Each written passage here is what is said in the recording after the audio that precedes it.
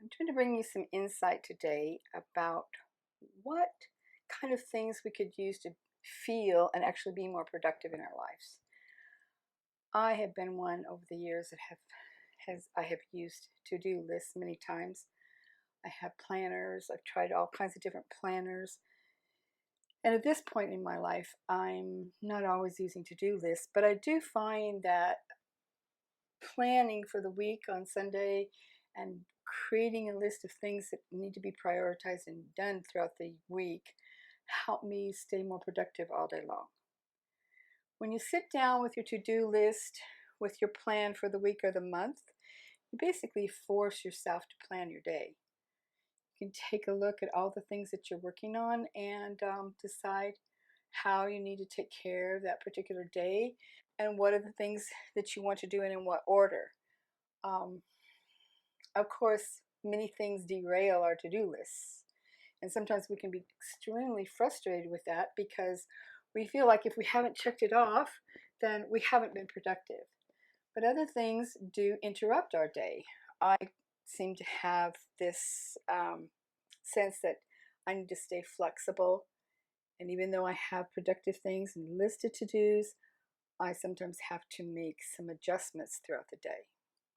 To-do lists do help us, though, to stay more productive, not only throughout the day, but long term with our goals, with our visions, with our desires for our lives. Having this list in front of you or next to you as you work, perhaps it's a notebook or a day planner, or perhaps you use something on your computer or your phone, having that accessible so that you can be aware of what you've accomplished and what's next helps us keep things on track throughout a busy day. We're all dealing with distractions, and distractions often take our focus off of what we need to do, and before we know it, we've been distracted by something else, to another thing, to another thing, and it's really hard to get back to what was our focus. Sometimes we get sucked into meaningless conversations. We get sucked into looking at social media. We get sucked into the news on our phones. But with this list, a list of what we desire to accomplish throughout the week and throughout each day, we can glance at that and make a habit of not just calling it a day at the end of the day, but until we have looked to see if how many of those things on our priority list that we actually did accomplish. And perhaps we'll be less likely to allow distractions to take away from us a big chunk of our day.